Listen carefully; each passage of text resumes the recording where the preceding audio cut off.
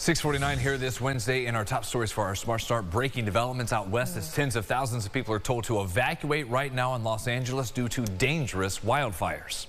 Yeah, high windstorms and dry conditions have fueled the rapidly spreading inferno, which we can see in the horizon here in our video. Firefighters battling the fires throughout the night and morning. But again, due to those high wind gusts, they can't fly the water dropping aircrafts. Those are crucial to stop the spread and put flames out.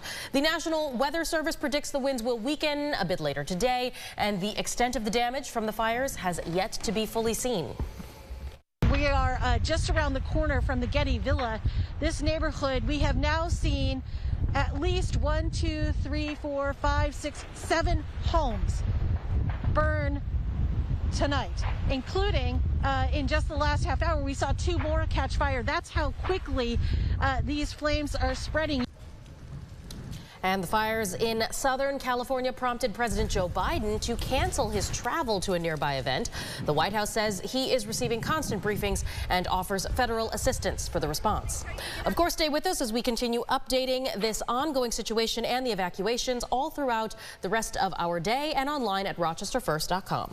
Some breaking headlines out of Rochester. 2 men in custody after a home invasion this morning. That call about 3:15 on Clay Avenue. When police got to the house, they tell us one man came out and made a run for it, but was caught after a long chase. Shortly after, a second suspect ran from the home. He too was eventually detained. No word yet on names or potential charges. RPD says the victims at that home, several adults and children, were not hurt. Also breaking, the driver of a Rochester City snowplow truck in recovery this morning after he was hit by another driver on Lake Road near Lotta Road. Officers tell us that the 36-year-old plow driver was hit as he left his vehicle just around 9 last night. He was rushed to the hospital with non-life-threatening injuries. RPD says that the other driver, a 72-year-old woman from Greece, was trying to drive around that truck when she was issued tickets, or Lotta Road, I think. Yeah. You corrected me there. Yeah. Just wait, slow down. Right. Go, give them time to do their work because they are busy this morning. They must be. Always better to be late than anything else, right? Yes. Right. Better late than and alive. Yes, right. So take care of yourself this morning. Make sure you brush off your car. You can see the road conditions. Throughways all right, but a lot of other roads, side and back roads, your driveway going to be snow covered. We had a fresh couple of inches overnight, and it really focused on the west side. I was looking at some spots over Webster, Williamson, usually the typical target spots. Really not that bad in that direction.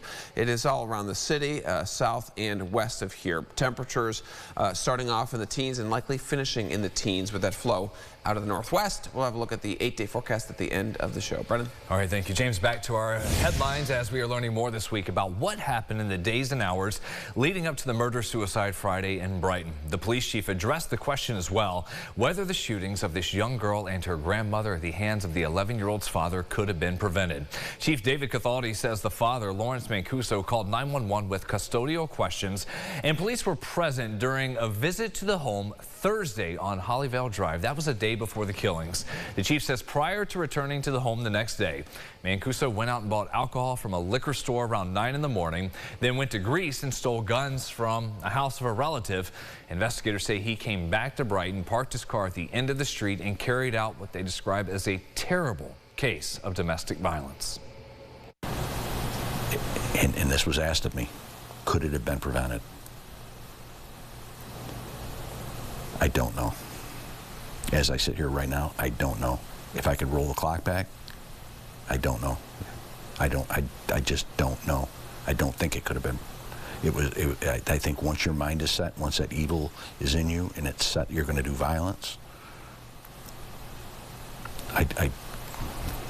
It's very hard to break that cycle.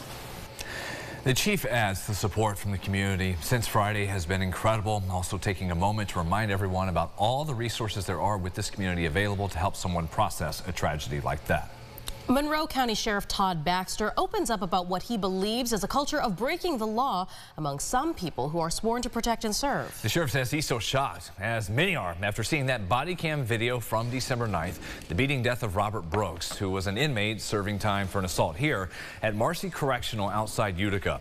He expressed his condolences to the Brooks family and says he understands why so many people, mourners, wanted to have a rally downtown outside the Monroe County Jail after the video was released. But the sheriff says while his deputies are not perfect, they do address questionable and unlawful behavior immediately. He also talked to us about the difference between a jailhouse fight in the fall that happened at the county jail here and what happened with Brooks at the state prison. I look at it, it's not a one-off. Everybody was calm. Everybody was, it's almost like a standing operating procedure. It's definitely violating law. It's definitely violating policy, but it was definitely, in my opinion, a practice. What you see in our incident is you got a boss, a command boss, walking the floors of the jail and gets information from an inmate. And he reacts to that information, and he goes and validates the information. That gave me enough cause to suspend 3 deputies and launch both an internal and criminal investigation. Again, 3 Monroe County deputies suspended here after the fight at the county jail. The state is also investigating.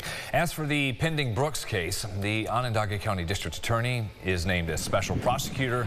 14 people there at Marcy have since been suspended without pay or resigned. Going inside the huddle now, we have an even clearer picture of what a new home for the Bills games will look like for the 2026 season. Yeah, I want to show you some renderings of the stadium. They show obviously the field, the stands, that new roof covering much of that from the snow and rain. Also the concourses with a full 360-degree view of the action so you can keep an eye on what's going on even if you have to get up and leave your seat. These areas also have radiant heat and expanded accessibility. Again, a couple more seasons away for that. Your sunrise traffic before we get you out the door here on this Wednesday. Just another view of what you're going to be dealing with. The view there from the west side in our Greater Rock Sky Eye. And James, you just pointed out again, usually you're like, hey, Wayne County, how are you? Dealing with flakes. And this is west side time right now. Yeah, really interesting to see that you have the fresh few inches over in Gates and some of those spots. West Henrietta probably included in that as well. Light snow showers continuing through this morning. Give it a couple more hours. Temperature stuck in the teens. We do see a little bit of a warm up next few days. Another burst of snow tomorrow. We finally get a break on Friday. Before more flakes this weekend. I think it's going to be a big ski and a big sledding weekend coming up. It will. But before that, just one peak of sunshine. Something. That's it. We'll wait for it. That does it for us here at Sunrise. Our next update, 7:25. Have a great day.